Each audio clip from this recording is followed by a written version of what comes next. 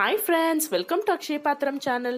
நம்ம எல்லாரும் கொஞ்சம் பயத்தோட வீட்டில் அடைஞ்சு கிடக்கிற இந்த லாக்டவுன் பீரியடில் சோஷியல் மீடியாவில் செம ட்ரெண்டிங்காக ஒரு காஃபி போயிட்டுருக்கு. இந்த காஃபி பார்த்தீங்கன்னா புதுசாலாம் எதுவும் இல்லை, ஏற்கனவே நம்மள பல பேருக்கு தெரிஞ்ச நம்ம இந்தியாவில் செஞ்சுக்கிட்டு இருக்க பீட் பண்ணி செய்யக்கூடிய காஃபி தான். இப்போ இது வந்து டல்கோனா காஃபின்ற பேரில் ட்ரெண்டிங் ஆயிருக்கு. வாங்க இதை செய்ய ஸ்டார்ட் பண்ணலாம். ஒரு பவுலில் 2 டேபிள் ஸ்பூன் அளவுக்கு இன்ஸ்டன்ட் காஃபி பவுடர் சேர்த்துக்கிறேன். அது கூட 2 டேபிள் ஸ்பூன் அளவுக்கு சர்க்கரை சேர்த்துக்கலாம். சர்க்கரைக்கு பதிலாக 3 டேபிள் ஸ்பூன் அளவுக்கு நாட்டு சர்க்கரை சேர்த்துக்கோங்க. அது கூட 2 டேபிள் ஸ்பூன் அளவுக்கு சுடு தண்ணி சேர்த்துக்கலாம். சேர்த்துக்கிட்டு இதை ஒரு விஸ்கர் வச்சு நல்லா மிக்ஸ் பண்ணிக்கோங்க. முதல்ல சர்க்கரை நல்லா கரையிற வரைக்கும் மிக்ஸ் பண்ணிக்கிட்டு அதுக்கப்புறம் ஒரு 10லேருந்து 12 நிமிஷம் வரைக்கும் நல்லா பீட் பண்ணணும். இப்போ பாருங்கள், 2 நிமிஷம் கழிச்சு நல்லா க்ரீமியாக ஆக ஆரம்பிச்சிருச்சு. இதை வந்து நம்ம கேக் ஃப்ராஸ்டிங்க்கு யூஸ் பண்ணுற க்ரீம் மாதிரி வர்ற வரைக்கும் நல்லா பீட் பண்ணிக்க போகிறோம். இந்த காஃபி பார்த்திங்கன்னா கிட்டத்தட்ட நம்ம கேப்பச்சீனோ பண்ணுற மாதிரி தான், பெருசாக எந்த வித்தியாசமும் கிடையாது.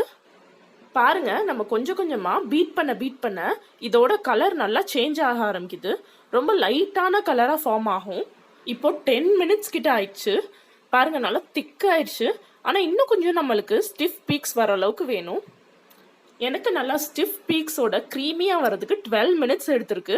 பாருங்கள் எவ்வளோ சூப்பராக க்ரீமியாக ஆயிடுச்சுன்ட்டு. வாங்க காஃபி செய்ய ஆரம்பிக்கலாம்.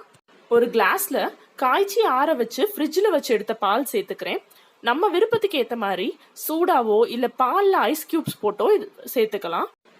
இப்போ மேலே நம்ம பீட் பண்ணி வச்சுருக்க ஃபோமியான காஃபி சுகர் மிக்சரை கொஞ்சம் கொஞ்சமாக சேர்த்துக்கிறேன். பாருங்கள் எப்படி அழகாக லேயர் மாதிரி வருதுன்ட்டு. நான் இன்னைக்கு எடுத்திருக்க அதே அளவில் நீங்களும் எடுத்து செஞ்சீங்கன்னா உங்களுக்கு 2 காஃபி கப் அளவுக்கு வரும். அப்படி இல்லைன்னா ஒரு பெரிய கிளாஸ் அளவுக்கு காஃபி பண்ணலாம்.